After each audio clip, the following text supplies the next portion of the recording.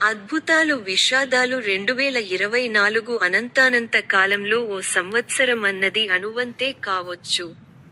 కానీ అది మిగిల్చే ఆనంద విషాదాలు అపారమైనవి. తలచుకున్నప్పుడల్లా చిరునవ్వు తెప్పించేవి కొన్నైతే, కంటనీరు పెట్టించేవి కొన్ని, వెన్నుతట్టేవి కొన్నైతే, వెంటాడేవి కొన్ని. 2024 కూడా అలాంటి అనుభవాలెన్నో మిగిల్చింది. ఆ తీపి, చేదు జ్ఞాపకాల్లో మరికొన్ని. GUINNE వరల్డ్ భరతజాతి తన 25 ఉదాసీనతని ఈ ఏడాది సరిదిద్దుకుంది.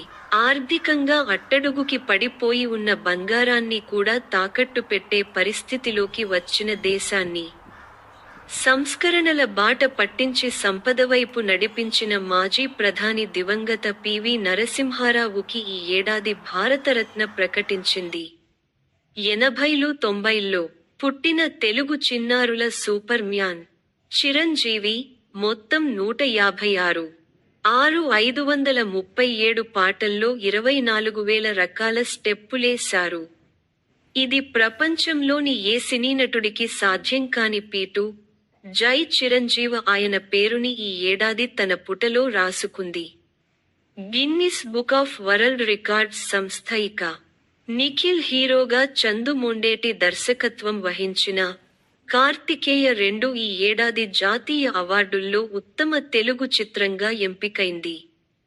పాయల్ కపాడియా తీసిన అల్ వి ఇమేజిన్ యాగ్ లైట్ చిత్రం కేన్స్ ఉత్సవంలో గ్రాండ్ ప్రిక్స్ అవార్డుని చేజిక్కించుకుని ఆ ప్రతిష్ఠాత్మక అవార్డు అందుకున్న తొలి భారతీయ చిత్రంగా నిలిచిపోయింది.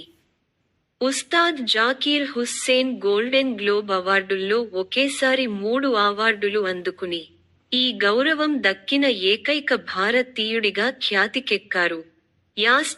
ప్యారిస్ ఒలింపిక్స్లో భారత్కు 6 పతకాలే దక్కినా పారాలింపిక్స్లో 7 స్వర్ణాలు సహా 29 పతకాలు తెచ్చారు మనవాళ్లు. తెలుగమ్మాయి జీవాంజీ దీప్తి 400 మీటర్ల T20 పరుగు పందెంలో కాలస్యం అందుకుంది.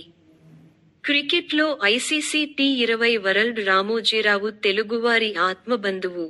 సుమారు 5 దశాబ్దాలపాటు ప్రత్యక్షంగానో పరోక్షంగానో తెలుగు ప్రజల కష్టసుఖాల్లో పాలుపంచుకున్న ఆత్మీయ నేస్తం.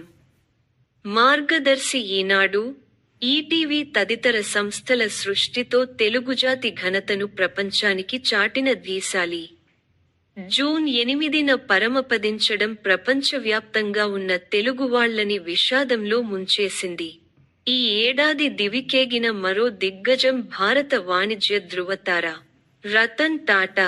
వృద్ధాప్య సమస్యలతో అక్టోబర్ 3న ఆయన మరణం ఒక్క వ్యాపార ప్రపంచాన్నే కాదు, ఆయన్నుంచి సాయం అందుకున్న ఎన్నో స్వచ్ఛంద సంస్థల్ని కన్నీరు పెట్టించింది.